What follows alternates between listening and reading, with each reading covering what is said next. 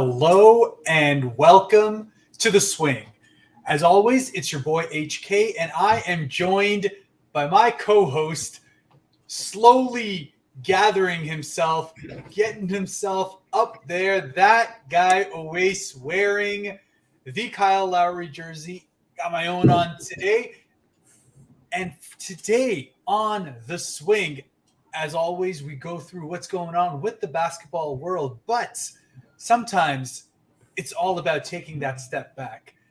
That moment, that time to reflect, that time that we probably will not see again in any semblance of the way that we have seen over the last 9 years of a certain man, of a certain bulldog, of a certain captain who has led the ship through all of its ups, through all of its downs, and eventually to the absolute apex, the top of the mountain. And that man is That Guy Owais, Kyle Lowry.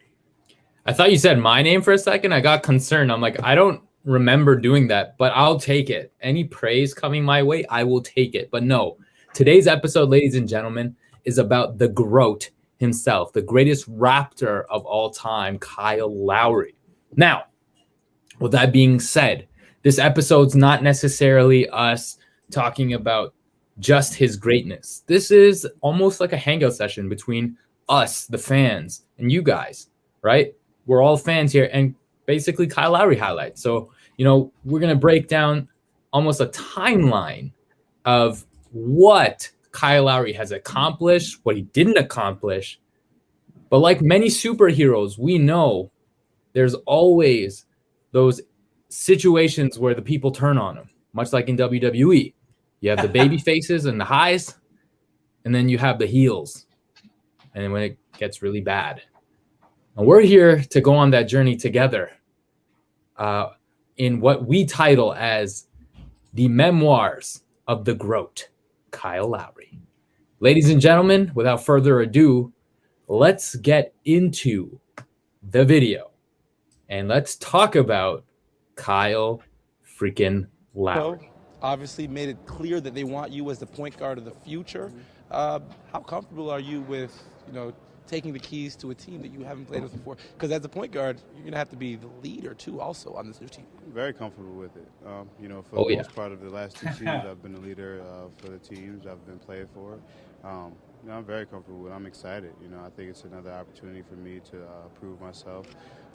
26 so years scripted. Old, I'm still young, so scripted. 26 is I mean, you have to remember that that bow tie is killing, but you remember he's got to be in that way because he's coming in with a bit of an attitude, with a bit of a reputation behind him, right? Of being a bit of a coach killer, a bit of a problem child, but immensely talented, and that was never in question. Absolutely. And, he absolutely, from the get-go, let everybody know he was that guy. You know what I mean? The high energy, playing hard at every single possession. That's something we got accustomed to and almost spoiled with having a guy like Kyle Lowry. And that attitude, let's be honest, this guy has an attitude. And so, you always see him complaining or he'll be talking his trash to the other team, but also having a laugh. But he had something to improve. And as we kind of go through these highlights, we can kind of see some of the amazing bits of Kyle Lowry. And always had that. Let's be honest, that tray, that 3-point shot from pretty much anywhere, he pulls up, it's money. You know it. And it's funny, he actually started off with number 3. I remember you had a jersey when you originally came. You were really excited to talk about that. Yeah. No, man. Well, first and foremost, I was already a big fan of Kyle Lowry for his time in Houston, where he had already displaced Aaron Brooks to become that starting point guard, and he had already started to show that little bulldog mentality about him. The fact that he was absolutely fearless, and the way he pulled up like that, just in so quickly, so smooth emotion, and also just incredibly underrated as a point guard with regards to his rebounding ability as well. So it was just a lot of things that he had going for him that made me very excited to get him on the Toronto Raptors. And yeah, the moment we had that trade announced, which you have to remember, Gary Forbes, a second-round pick. Like, this was 100% Houston just kind of cutting bait because they had decided to stick with Dragic instead. Yeah. After the Kyle Lowry. So I wouldn't necessarily call it injury as much as he literally had a cut in his intestine that kept him out for like 3.5 to 4 months the previous season, and it left him like unable to practice in that time. He put on a lot of weight in that time as well, and he just pretty much was starting from scratch from what he had already achieved over the last couple of years for Houston. So he had a huge chip on his shoulder coming in onto Toronto. And look, we're seeing his starting highlights here when he came in on the Toronto Raptors, and obviously, it's a lot more, I guess you can say, aggressive of a game. It's not really the floor general that he would become as time went on, but he spoke about the fact that he had come in here with this being like a proving point for him. Like, this was just a job that he was going to come in, prove that he still was a top guard in the league, and start moving on to his next destination. But obviously, Absolutely. As we saw, as he grew in stature, as he grew in his own confidence, and has the Toronto fans and everyone endeared themselves to him, that story just started to change. Yeah, it's crazy how the narratives always change depending on situation. Sometimes you just have to be in the right place at the right time, and Kyle Lowry kind of found himself right there in the right place at the right time. Still being a young guy, established, still trying to find a way to establish himself. But when you get those minutes, you get those opportunities, you got to make the most of them. And that's exactly what he did. And one of the things that I love about this particular season is that they were talking about how Kyle and DeMar didn't really have a relationship in this season at all. And earlier you saw that alley-oop pass that he had made to DeMar. And you would think, these guys have crazy chemistry right off the bat. No, sir. That's something that, just came out of the blue. They read it good, and boom. That shows you the vision. But is it just me, or is it Kyle Lowry, like, just from the left side of the court anywhere, whether it be the mid-range or like the 3-point shot, it's just cash every time, and especially in like the most clutch moments. But anyway, this in particular was an interesting time because, this is just before the We the North era, right? This is when he comes in and he's with this really, I guess, bootleg big three situation with Rudy Gay and this is before Rudy Gay. Yeah, well, you have to remember the Rudy Gay acquisition Kyle happened, and Rudy Gay. Yeah, that second half of the season over there, right? But this is really where, remember, we were still in a situation where Jose Calderon was still on the Toronto Raptors, so we were kind of in this like in between of Bargnani still Big being move. there, Jose Calderon being there. So Kyle, even though, yes, he was coming out as a starting point guard, it was still one of those things where you were trying to split minutes in between them. It was like a situation where you were 100% beating them by committee.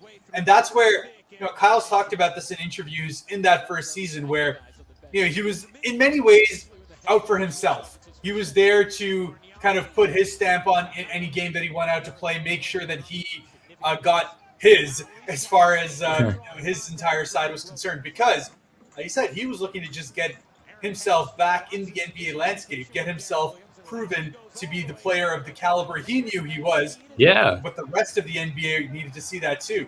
And it wasn't really until the next season where we've seen now interviews with Masai talking about how he had that sit down with Kyle and challenged him, right? Like, do you want to be a great player? Do you want to be that guy who could be the leader of a team, the highest paid guy, the one who has all-star capabilities? All of that was a challenge that was posed to Kyle Lowry. I mean, he could do this anytime. That was just disgusting. And the sad thing was we were still losing these games early in the season, but you could start to see just the kind of talent that was there now in our backcourt. So the rest of it just had to go about and kind of fit itself into the rest of it. So he was good. Could he make the rest of his team better? And it was really in that 2013-14 season where we truly started to see that side of Kyle Lowry. And ladies and gentlemen, this is that playoff series, the one that, first of all, a season that no one ever thought the Raptors would make the playoffs in the first place, right? But spearheaded by this absolute dominance of a season for Kyle Lowry. I'm surprised he didn't even get most improved during that time. But Kyle and DeMar, Valanciunas, these guys literally carried Amir Johnson. Guys carried this team into the playoffs, and they were facing a veteraned up Brooklyn Nets, and they took them to Game 7. No one ever thought that series is going that far. You get what I'm saying? So I'll be honest, I totally expected them to be able to win that series, but obviously this is very early on in our journey as far as the playoffs are concerned, and really it was the look at Drake. Look how early that is. Drake doesn't have a beard, nor is he buff. Let's be honest. A little stubble going at the moment. Yeah. But yeah, look, that entire series was pretty much a coming of age as far as the Toronto Raptors were concerned, right? The fans, that first year, that Jurassic Park really came to life, and I mean, no other team in the NBA had seen what we were putting out in that kind of fervor that was created for that entire playoff run, and it was just absolutely wild. It was an experience, and I think everyone who was in any way part of that could see that this is the start of what's going to be something special for this team. Take a look at this big shot right here. The left side, Kyle Lowry in late moments, you best believe that's clutch. That's where he lives from, honestly. And then again, look at these are difficult moves, and imagine it's almost similar to the, I guess, floater that he tried in the final moments of Game 7, which I think we're getting to right now. He makes those. I think he made that 3-4 times in the series, but this one was just a little bit tough. Really tragic moment. Really tragic moment. It was definitely a foul. I mean, we can speculate, but look at the way that he really has to go through 3 guys and then the 4th in order to try to get that bucket. And if you recall, in this game, so this was the starts of where I was like, look, man, Dwayne Casey is in trouble here. If you remember, before that play happened and they had the inbound, he was inbounding from the other side of the court.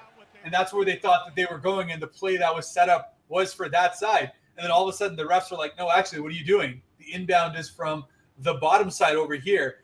And that is exactly what ended up being just a microcosm of the kind of stuff that we started to see as far as the downsides of the way we were playing, our ISO heavy kind of play, our almost ISO heavy hero ball, whatever.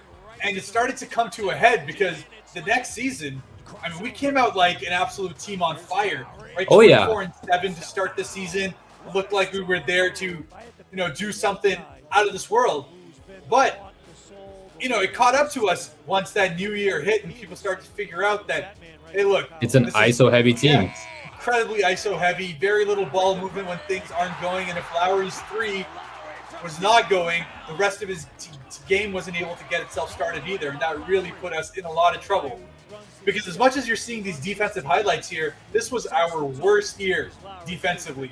It was just such a offensively minded team. Remember, we had Lou Williams, Gravis Vasquez, DeMar DeRozan, Kyle Lowry. Those were our backcourt guys. And I mean, 2 out of 4 of those guys are absolute defensive liabilities. And DeMar was also just on and off depending on how things went. So it was just a recipe of disaster waiting to happen. And unfortunately, it did once the playoffs hit. Yeah, but screw that. Screw all that for a second. Let's talk about how Kyle Lowry, for the first time in his career, ended up being an all-star. And what a moment. Take a look at the family and just the reaction of the players. This is a beautiful moment. I just remember watching this on the open gym. Absolutely emotional. There it is.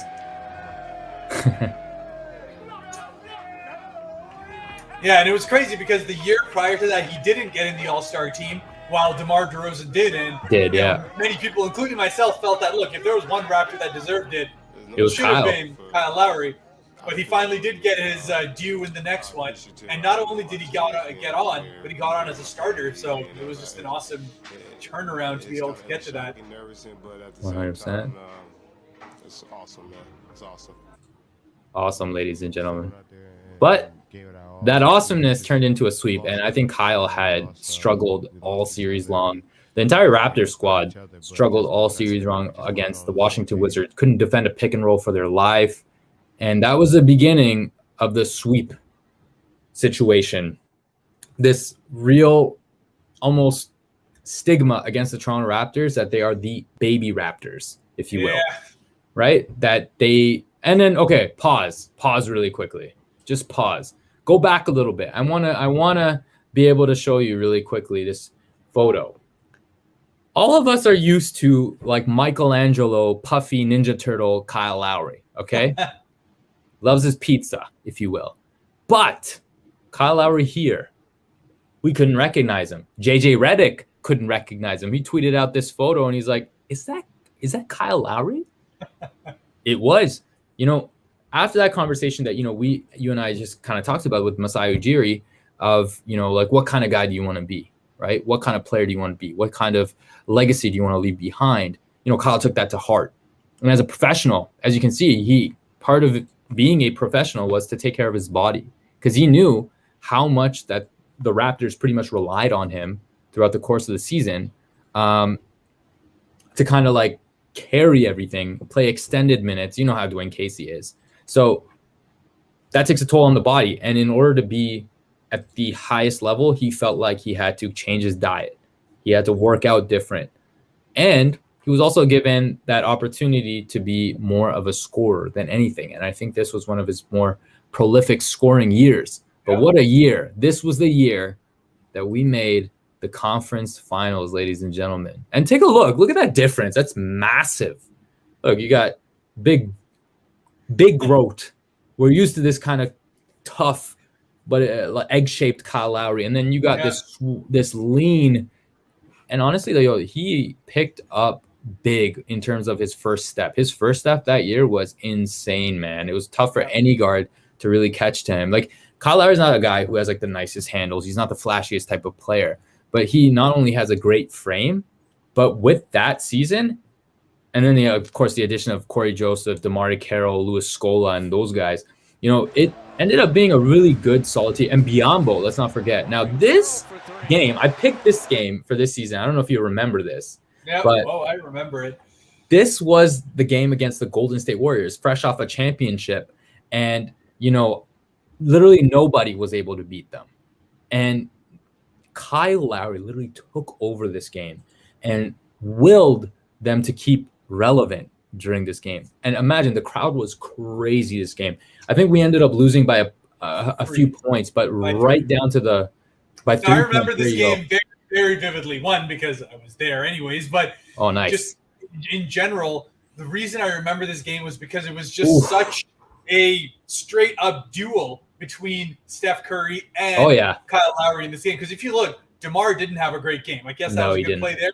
He did not have a good game. In fact, JV was out for this game, and if you guys recall, it was actually Lucas Nogueira who came in off the bench and had a crazy game, his career best game off this one, where he just came in and was just running crazy pick and rolls with Kyle Lowry to be able to go ahead and get them into that scenario. But boom, as you said, this was probably the signature Kyle Lowry game of that season, outside of the fact that he also had one against the Cleveland Cavaliers a little bit later on. Mm-hmm. But this was his career high at that point. Dropped 41, was 14 of 26 from the field, 6 of 10 from 3. And he straight up kept up with Steph Curry all the way through. Who at this point, you have to remember, this was Steph Curry's, unanimous MVP year, right? This is the 73-9 Golden State Warriors year, and this is just them at their absolute apex. And for a team, there you go. That Lucas Nogueira play was very, very fruitful in this game. But just in general, look at that. He just took out Draymond Green. He just took out Draymond Green right there. And he's one of the best defenders. Look at this. The first step is so quick. And that's the difference between the season before and this season. Anyway, continue. Yeah, so look, what it all just pretty much showed is that, look, the Toronto Raptors were here to play, not only to kind of shake off the, that nasty taste that was left